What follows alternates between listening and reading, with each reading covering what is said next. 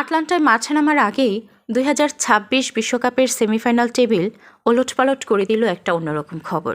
Argentina কেন তাদের চিরচেনা আকাশের জার্সি ছেড়ে ইংল্যান্ডের বিপক্ষে নীল জার্সি পরে নামার জন্য ফিফার কাছে মরিয়া আবেদন জানালো, আর ফিফাই বা কেন শেষ মুহূর্তে সেই অদ্ভুত দাবি মেনে নিল? এটা কি শুধুই একটা জার্সির রং বদল, নাকি এর পেছনে লুকিয়ে আছে ফুটবলের ইতিহাসের সবচেয়ে বড় কোনো অতি প্রাকৃতিক বিশ্বাস বা কুসংস্কার? পুরো টুর্নামেন্ট জুড়ে আর্জেন্টিনা দলের সঙ্গে ছায়ার মতো লেগে আছেন নির্ভরযোগ্য সাংবাদিক গাস্তন এদুল।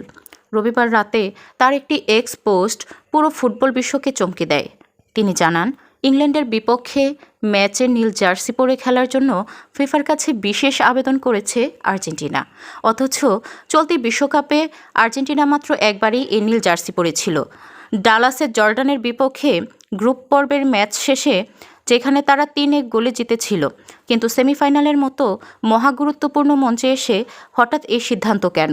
অবশেষে সব জল্পনা কল্পনার অবসান ঘটিয়ে ফিফা তাদের এই অনুমোদন করেছে। এই রহস্যের চাবিকাঠি লুকিয়ে আছে একটি শব্দে, কাবালা। আর্জেন্টাইন সংস্কৃতিতে এর অর্থ হলো এমন কিছু কুসংস্কার বা আচার যা সৌভাগ্য বয়ে আনে। আর্জেন্টাইনরা ফুটবলের ক্ষেত্রে ভীষণ রকমের কুসংস্কার আচ্ছন্ন। যেমন ধরুন, প্রতি ম্যাচের আগে এএফএ সভাপতি ক্লোদিও তথাপিয়া যখন মেসি ও ডি পলের সাথে ঐতিহ্যবাহী চা মাতে পান করার ছবি পোস্ট করেন, তখন ভক্তরা স্বস্তি পান। কিংবা হাজারো সমর্থক আছেন যারা প্রতিটি ম্যাচ একই আসনে বসে দেখেন, কারণ তাদের বিশ্বাস আসন বদলালে দল হেরে যাবে। খেলোয়াড়দেরও ম্যাচের আগের নির্দিষ্ট রুটিন বদলাতেও প্রচণ্ড অনীহা থাকে। আর এই কাবালার সবচেয়ে বড় অংশই হলো জার্সির রং। সমর্থক এবং দলের কাছে এই নীল জার্সিটি মোটেও সাধারণ কোনো কাপড় নয়, এটি একটি লাকি কিট। ইতিহাসের পাতা উল্টালে দেখা যায়, বিশ্বকাপে ইংল্যান্ডকে হারানো দুটি সবচেয়ে স্মরণীয় ও ঐতিহাসিক মুহূর্তে আর্জেন্টিনার গায়ে ছিল এই গাঢ় নীল বা নেভি রঙের জার্সি। 1986 সালে মেক্সিকোর মাঠে মারাদোনার সেই অতিমানবীয় রূপ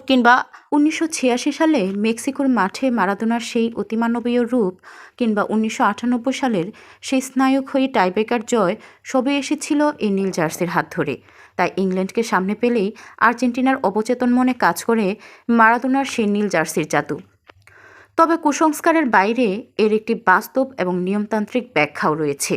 ফিফার নিয়ম অনুযায়ী এই সেমিফাইনালে ইংল্যান্ডকে হোম টিম হিসেবে তালিকাভুক্ত করা হয়েছে। যেহেতু ইংল্যান্ড তাদের ঐতিহ্যবাহী সাদা জার্সি পরে নামবে, তাই আর্জেন্টিনার পক্ষে হোম কিট অর্থাৎ আকাশি সাদা পরাটা কিছুটা জটিল হতে পারত। সেদিক থেকে আর্জেন্টিনার এওয়ে কিট বা নীল জার্সি বেছে নেওয়াটা যেমন কৌশলী তেমনি নিয়মতান্ত্রিক। কিন্তু জার্সির রং নিয়ে মাঠের বাইরে যাই আলোচনা হোক না কেন, আসল ফয়সালা হবে বুধবারের সবুজ ঘাসে। একদিকে লিওনেল মেসির আর্জেন্টিনা টানা দ্বিতীয়বার বিশ্বজয়ের ফাইনালের টিকিট কাটতে মরিয়া, অন্যদিকে তরুণ তুর্কি জুট বেলিংহামের নেতৃত্বে ইংল্যান্ড তাদের বহু বছরের অধরা শিরোপার স্বপ্ন পূরণে অনড়। কাবালা কিংবা জার্সির সৌভাগ্য কি পারবে মেসিদের আবারও রূপকথার জয় এনে দিতে, নাকি বেলিংহামের ইংল্যান্ড সব কুসংস্কার ভেঙে ইতিহাস নতুন করে লিখবে? আপনার কি মনে হয়, আর্জেন্টিনার এই নীল জার্সি কি আসলেই কোনো অলৌকিক শক্তি, নাকি শুধুই মনস্তাত্ত্বিক খেলা? কমেন্ট বক্সে আপনার মতামত জানান। ফুটবল কিংবা নেট দুনিয়ার এমন সব রোমাঞ্চকর গভীর বিশ্লেষণ দেখতে এখনই সাবস্ক্রাইব করুন নেট দুনিয়ার রহস্য। দেখা হবে পরবর্তী ভিডিওতে। ধন্যবাদ।